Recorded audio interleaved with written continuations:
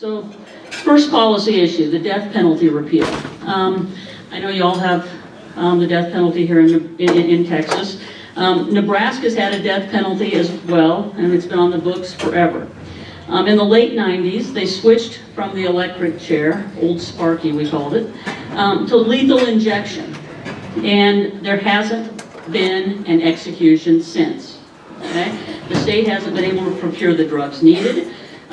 They have had all sorts of issues related to the process. We have a couple of death warrants, or at least one has been requested now, so we may be moving in that direction. But when I was running back in 2014, I really didn't think that the legislature was going to be faced with much with respect to the death penalty. So I didn't talk about it, ever. Nobody asked me about it, I didn't talk about it. There hadn't been any real effort to make the death penalty happen in over 20 years. And when I was asked one time on a survey from the Nebraska Catholic Conference what my views on the death penalty were, I just said, well, I think that it's a bad policy for the state to kill people who were already incarcerated and not a danger to the larger society. So that was good to have that on the record, as it turned out. So the repeal of the death penalty was introduced. It came to the Judiciary Committee, which I sat on. And the senator who introduced it really didn't think that it was going to go anywhere because he had been introducing it in every session that he had been a part of the legislature. And he's the one that we have term limits for. He had left for 4 years and then he came back. So he's got 44 years in the Nebraska legislature with a 4-year break. So he really didn't think it was going to go anywhere because he'd introduced it every year. Well, in 2015, some pretty magical things came together. And there were some more conservative types. I was referred to as a more conservative type, I guess. I was still a Republican at the time. And we joined forces with what I will say are the progressive types in the legislature. And we ended up not only moving the bill out of committee, but we also enacted it into law. And we overrode a governor's veto. So we essentially ended the death penalty. Part of that effort, there were two groups that were active in that. Conservatives concerned about the death penalty. The ACLU of Nebraska, you have Republicans and Democrats and Libertarian-leaning Republicans and all these people coming together to make this happen. And that wouldn't have happened if we hadn't reached out to others. Okay, if one group had just stayed in its own little group and said, well, we can't talk to these people. We all agreed that there were problems with the death penalty for different reasons. We came to that conclusion sometimes for different reasons. And that kind of cooperation between groups doesn't really happen a lot. You ought to be able to get people in groups together and come to the same conclusions for different reasons. And that's where I think the Libertarians have the ability to really affect some change, because we can bridge that gap. We can bridge the ideological gap between the progressives and between the conservatives, and we can say, here's a conservative reason to do this. And we can say, hey, you know what, here's a progressive reason to do that. So almost always when you have, at least in the Nebraska legislature, when you have people coming together, there is someone of libertarian leanings involved. A second example from Nebraska comes in 2016. A good friend of mine in the legislature, who I think probably would have made the switch with me had he not been defeated for re-election in 2016, introduced a civil asset forfeiture repeal bill.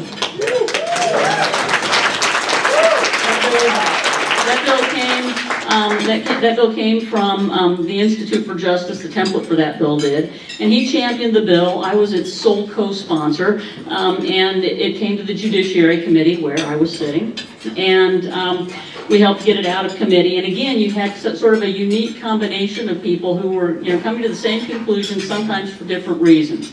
The Platt Institute, the Institute for Justice, and the ACLU of Nebraska were great partners. And as we worked on the bill on the floor, we again found sort of an interesting group rallying to the bill. You know, there'd been a case of a traveling missionary who had been carrying cash in his car.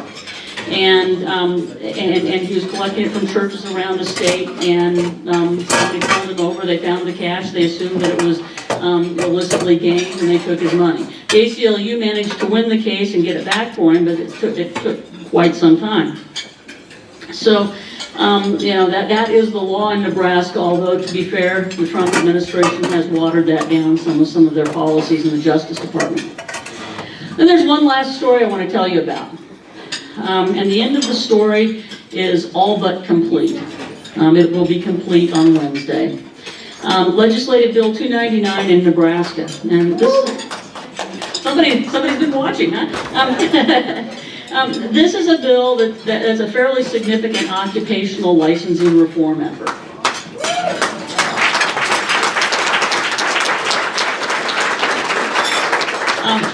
I introduced, in 2017, I introduced model legislation brought to me by the Institute for Justice.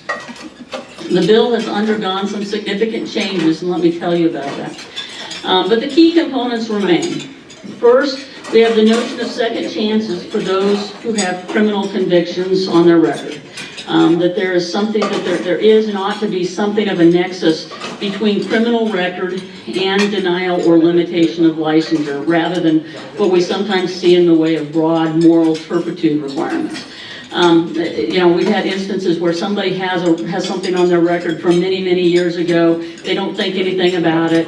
They, you know, they go to school, they take the classes, they go to take their licensing, to apply for their licensing, and find out, gosh, the licensing board won't license me because I have this record. You know, so they've spent the time and the money attempting to get their license. So we fixed that problem in this bill. At least they are able to ask ahead of time whether there's anything in my record that would prevent me from getting a license if I complete successfully. The second thing that we did in the bill is a regular review of all licenses and licensing boards by the legislature, so that we can be sure that when we do have licensing, it's not being any more restrictive than absolutely necessary. And then third, we articulate a policy of least restrictive means of regulation consistent with public health, safety, and welfare for occupations generally. Now, for you and me, for most of the people in this room, most any regulation may seem to be too restrictive. I get that. But this would make this would represent a substantial policy shift for most state entities, that we're actually requiring an ongoing review of what we're doing. Now, so we started in 2017 pretty slowly gathering allies. First, I got some of my more free market loving colleagues to sign on. These are mostly people who were part of my class of legislators elected in 2014, and who had kind of a streak of independence when it came to the governor. And that's another story that I will be happy to talk about someplace else. So the Platt Institute is an economic think tank, free market, that's based in Nebraska. And they were the first to hear about my bill, and they adopted it as one of their bills to watch early in the 2017 session. And as we hit some resistance in the committee process, they became very vocal advocates for it, and ultimately took it on as their priority legislation for the current legislative session, 2018. 2017 bills can carry over to 2018, and then they die at the end of 2018. So we have a 2-year cycle. They liked it for obvious reasons, you know, for the limits it placed on the regulatory environment. The ACLU had also done some research around the country on how tough it was for individuals with criminal records to get good jobs once they got out of prison, because a number of the licenses that many states have, which exclude those with any kind of criminal record. So they jumped on the effort as well in Nebraska and have been great partners. We actually did, and this I think resulted in a certain level of cognitive dissonance for people. We did a number of town hall meetings around Nebraska, co-sponsored by the Platt Institute and the American Civil Liberties Union of Nebraska.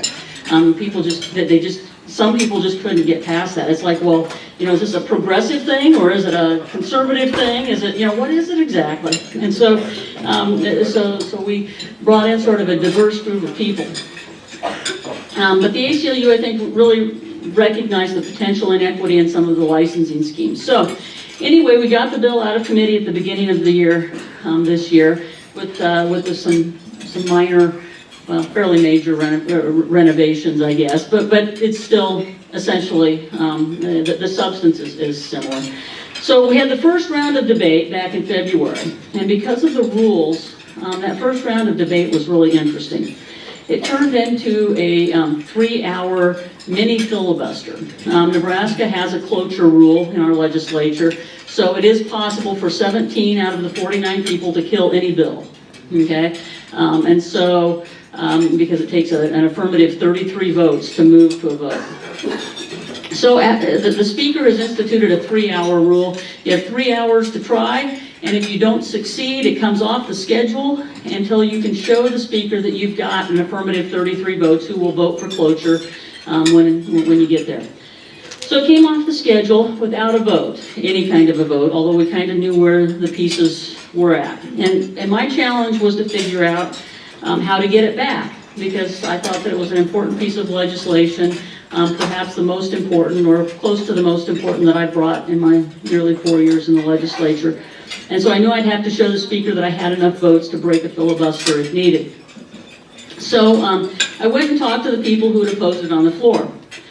First, there were a couple of senators who are quite closely tied to Health and Human Services Committee, and they're very into that, that realm. And we needed to figure out a way to dovetail my process for review with the Nebraska Uniform Credentialing Act, okay, in order to get them buy-in. So we spent a lot of time going through the bill, line by line. Fortunately, there's only a 17-page bill, but it could have been much worse. But we went through line by line, trying to adjust the language to make them more comfortable with what it was going to do, and to not dilute the substance of the bill in a meaningful way. Interestingly, our Uniform Credentialing Act is a 1980s era law, and it states in there that that for purposes of healthcare credentialing that we should use the least restrictive means available, right? So this is really just an outgrowth of what happened back in the 80s, but the language has changed over the last 30 some years, so we had to figure out how to make the language consistent. The attorneys in the drafting office of the legislature know my staff very well these days, because they've spent a lot of time working through probably 20 different amendments in the last 6 weeks or so of that bill. There were a few others who were concerned, people who I would call very conservative Republicans, about the process for sunrising licenses. That was part of the original bill. We were going to have a sunrise review. And then once we really understood their concerns, although I would have liked to have seen the sunrise provisions remain, it made sense in an era when we were having trouble making a budget to go ahead and get rid of that, because it wouldn't be possible for the legislative staff to do the sunrise reviews in the middle of a session. So we got rid of that, and we now have a statement of legislative intent that we should use the least restrictive means possible. So we took care of that. I was able to determine finally that we had enough votes to invoke cloture if necessary, and I convinced the speaker to put it on at the end of a morning at 11:30 before we recessed for lunch, and I said, give me until noon. Just give me until noon and we will move this bill. He said, really? I said, yeah, really, I promise we will. So after a 25-minute debate, after which I had to go tell people to quit loving the bill to death, we went to a vote and we passed it on the first round of debate with the understanding that we'd continue to reach out to work with anyone who still had issues. Okay? We made a few more changes during the second round of debate, and we since met with members of some of the unions who got concerned at the last minute, and so in the end, the bill has advanced through 2 rounds of debate, will be on final reading on Wednesday, and in all likelihood will become law when the governor signs it shortly thereafter.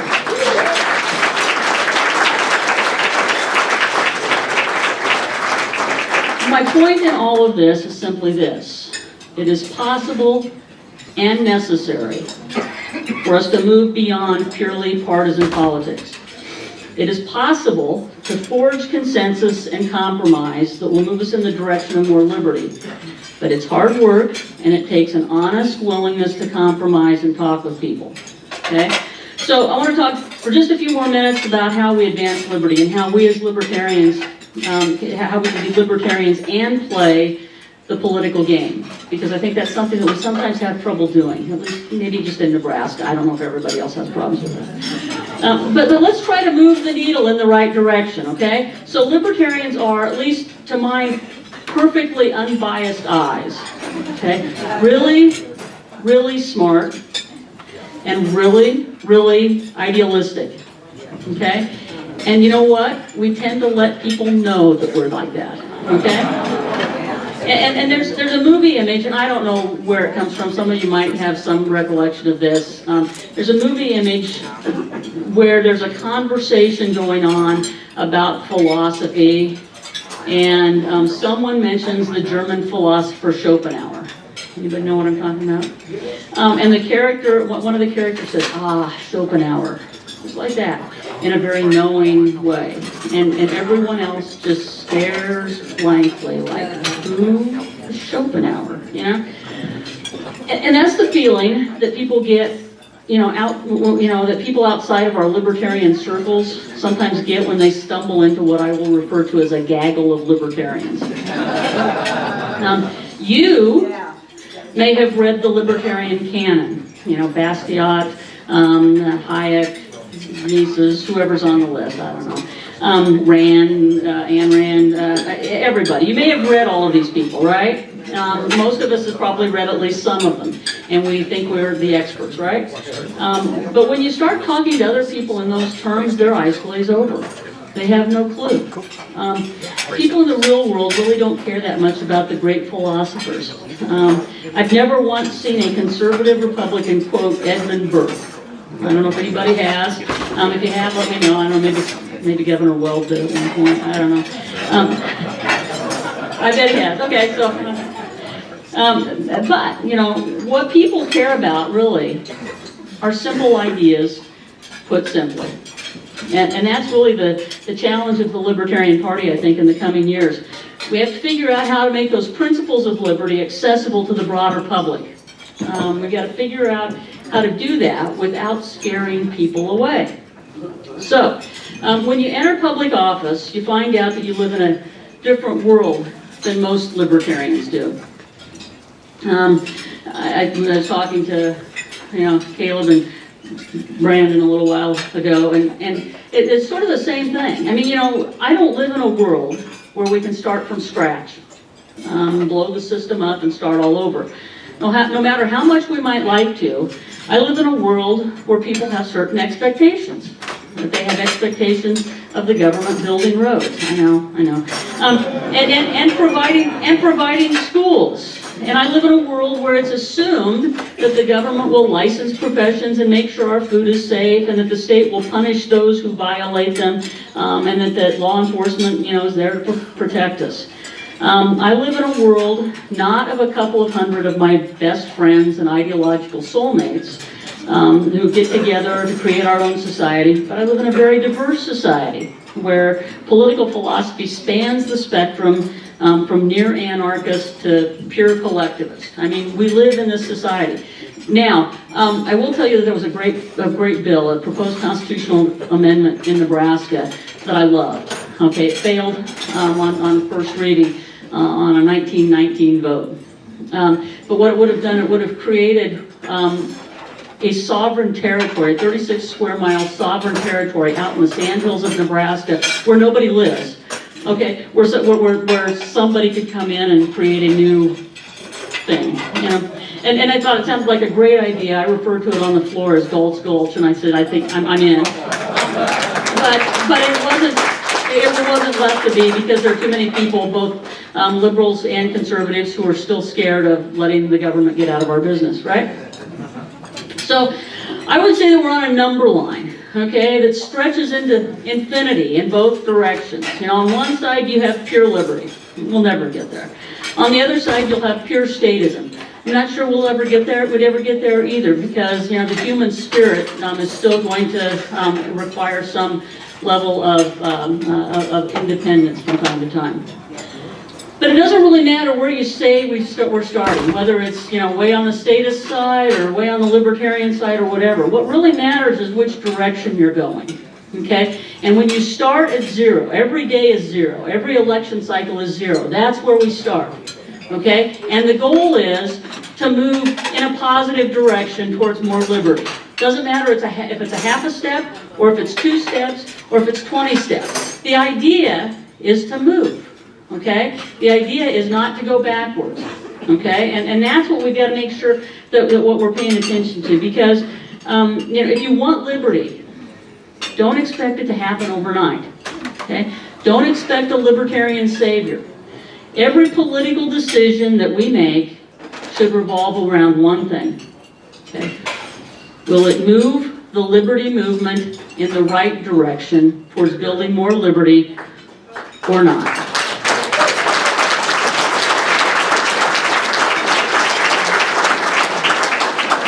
And you know what? Sometimes we'll guess wrong. Sometimes we'll think that we'll make a decision, and sometimes we'll, you know, slap ourselves on the back of the head and say, man, why did we do that? That didn't help at all. But you know, at the very least, every candidate that we run, every legislation that we support, we should be able to at least say that we did no harm to liberty. And ultimately, we're going to move forward. So, during the 2017 session, at the end of the day, I had sent my staff home, as I often do when I'm feeling sorry for them. I'm getting ready to leave anyhow, and it's been a long day, and it's about 6 o'clock, and everybody wants to go home to their kids. And I was just getting my things together, and the phone rings. Now, that was my first mistake. I answered it. Usually I don't answer my office phone, but I did. And it was a constituent who wanted to argue with me about tax cuts. Okay. And she thought that the rich ought to pay a higher percentage and all this sort of stuff. And I said, well, okay, fine, you know. I listened for a while, and then I asked her a simple question. I said, what do you think is a fair amount to take away from these people? I thought it was a good question, because she was, you know, and she says, well, they don't need 20 houses. Well, I don't know many people that have 20 houses, but okay, fair enough, they don't need 20 houses. I said, but what's a fair percentage? You know, what's a fair percentage of the income for us to take away from someone? And she said to me, quote, you're not taking it from them if it's taxes.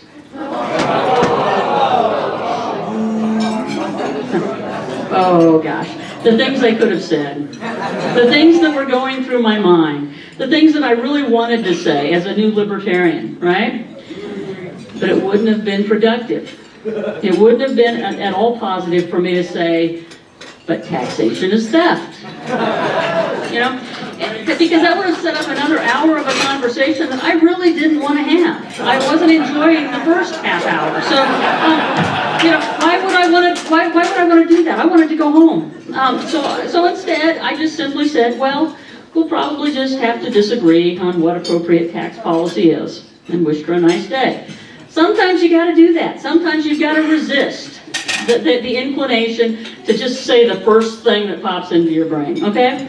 Politics is a long game, okay? It's not one hand. In fact, played right, it's much more like sort of that multi-dimensional chess game that you see in Star Trek than it is about cards. You know, we need to be able to look ahead. We need to be able to see what the result of our action will do for our end goal. Will demanding all or nothing really win people over to our side? Will saying taxation is theft ingratiate us to those government trusters on both the left and the right?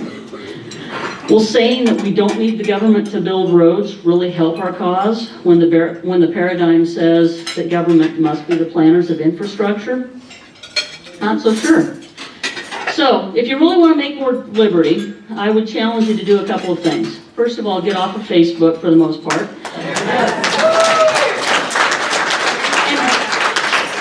And stop expecting perfection in other libertarians. You know, look at the end game. More liberty for our kids and our grandkids than we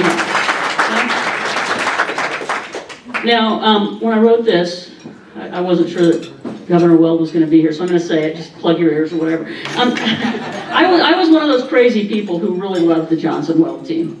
Not because they were perfect libertarians, because I really don't know what that is. I'm not sure, I'm pretty sure I'm not a perfect libertarian by those standards. I'm pretty sure none of us in this room is a perfect libertarian. The only perfect libertarian is the one that's looking at you in the mirror in the morning, okay? So let's just acknowledge that. But I really loved what the team represented, okay? Two wildly successful former governors who were willing to actually identify as libertarians. What's that all about? That's crazy. These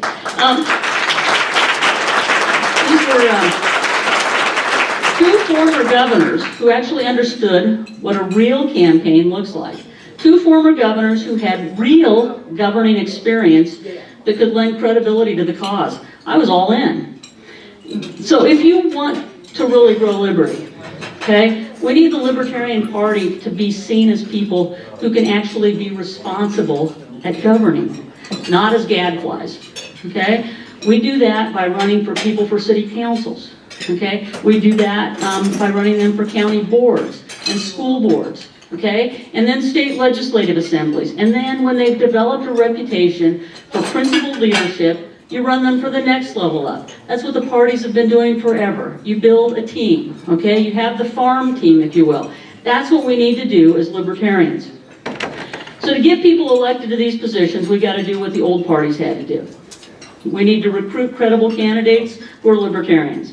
It's important. We need to raise money for them. We knock on doors with them. We provide them with the resources that they need, and we encourage them, once elected, to make the best decisions for less government that they can without putting their credibility at risk. And we hold them up, and we hold them accountable. But we do it in such a way as not to blow their credibility up. That's one of the most dangerous things in the Libertarian Party, in my view. And it's dangerous in the Republican Party these days, too. I was telling Governor Weld that Senator Sass from my state is wildly popular every place else in the country that I go. You know, people go, what about him? Did we get him to switch to Libertarian? I doubt it. But you know, he's very principled and very smart. But in Nebraska, they don't like him. The Nebraska Republicans, you know, talk about little Benny Sass. The Nebraska Republican Party thinks that he's not good enough because he's not on the Trump train. You know, so I think that there are some things like that. We need to be careful that we aren't blowing people up who are actually in office and doing something. And then we rinse and we repeat, and we do that over and over and over again for as long as it takes. You know, I think the old party's foundations are breaking up. I think that they are becoming increasingly exclusionary, and in a place where, you know, lots of people who were once welcome in one of those parties, they are becoming increasingly unwelcome. And witness a number of us in this room today who decided to make the break. We need to offer a third way. We need to play the long game. Should we run someone for president? Yes, we should. Okay? But until we have proven that we can elect libertarians to state legislatures and to governorships and to Congress, don't expect miracles. We can build our foundation. We can build our local parties, which I think is incredibly important. We can register voters. We can elect local officials. We need to help bulk up our state parties, although you guys are pretty awesome. We need to... Everything's bigger in Texas, right? We need to register more voters, and we need to elect some state officials. And when we do that, we will prove that we are the new major party in the country. So, we need to show that we are not only principled, but but also that we can be big tent principles. That anyone who believes in less government and more freedom is welcome. And in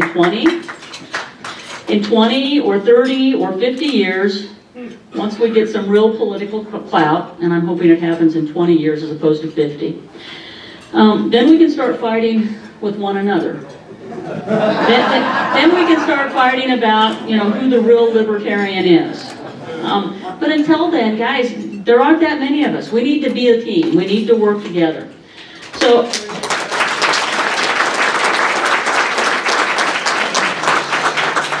this is what I'm going to tell you. Take joy in the baby steps for liberty. Be willing to take a few more baby steps for liberty. Understand that not every move is going to be the winning move, and that sometimes you've got to move in order to position yourself for another move in the right direction. You all are part of the vanguard. You're the tip of the spear in the long fight for restoring more of our liberty. And I really appreciate the invitation here today, and looking forward to the rest of the convention. Thanks.